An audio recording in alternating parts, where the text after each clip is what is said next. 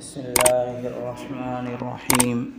شروع اللہ کے نام سے جو سب پر مہربان ہے، بہت مہربان ہے۔ کل کی آیت میں یہودیوں کے تعلق سے مسلمانوں کو دو ہدایت دی گئی تھی۔ چونکہ جس وقت یہ آیت نازل ہوئی اس وقت یہودیوں سے جہاد کرنے کا وقت نہیں آیا تھا، یہودیوں کے شر اور فساد کو ختم کرنے کا وقت نہیں آیا تھا۔ اس وجہ سے دو ہدایت کی گئی تھی کہ انہیں معاف کرو اور درگزر کرو۔ جب تک اللہ کا حکم نہیں آتا، جہاد کا حکم نہیں آتا، یہ ہر مسلمان کے لیے ہے کہ وہ معاف کرے اور درگزر کرے، صبر اختیار کرے، جذبات کو قابو میں رکھے۔ تو اللہ تعالیٰ نے یہودیوں کے تعلق سے مسلمانوں کو دو ہدایت کل کی آیت میں دی تھی۔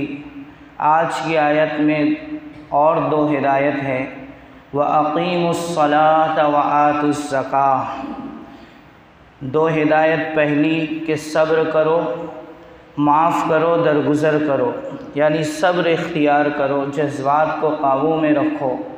دوسری دو ہدایت وَأَقِيمُوا الصَّلَاةَ، نماز کی پابندی کرو، وَآتُوا الزَّكَاةَ، اور زکوٰۃ کی ادائیگی کرو۔ وَمَا تُقَدِّمُوا لِأَنفُسِكُم مِّن خَيْرٍ تَجِدُوهُ عِندَ اللَّهِ، اور جو کچھ بھلائی تم اپنے فائدے کے لیے آگے بھیجو گے اس کو اللہ کے پاس پاؤ گے، یعنی اور بھی نیکیوں کے کام کرتے رہو اللہ کے لیے اور اپنی آخرت کی کامیابی کے لیے۔ کل قیامت کے دن اپنی نیکیوں کا بدلہ، صلہ اور انعام پاؤ گے۔ ان اللہ بما تعملون بصیر، بلا شبہ اللہ تمہارے اعمال کو خوب دیکھ رہے ہیں۔ اس آیت میں اور کل کی آیت میں خاص طور پر یہودیوں سے چونکہ نمٹنے کا وقت نہیں آیا تو مسلمانوں کو اعمال میں لگایا گیا اور یہ حل بتایا گیا کہ اگر تمہیں ان یہودیوں سے نمٹنا ہے تو فی الحال چونکہ جہاد کا وقت نہیں آیا ہے اس لیے اعمال میں لگو۔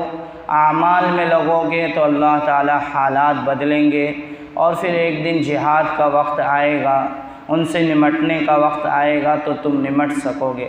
اللہ تبارک و تعالی ہم سب کو بھی نیک اعمال میں لگے رہنے کی توفیق عطا فرمائیں، خاص طور پر نماز کی پابندی، زکوٰۃ کی ادائیگی جو آج کل مسلمان معاشرے میں کافی حد تک ختم ہو چکی ہے، نماز کی پابندی جو کافی حد تک نہیں رہی اور زکوٰۃ کی ادائیگی جو مسلم معاشرے میں کافی حد تک ختم ہو چکی ہے، اللہ تبارک و تعالی دونوں کو زندہ فرمائے۔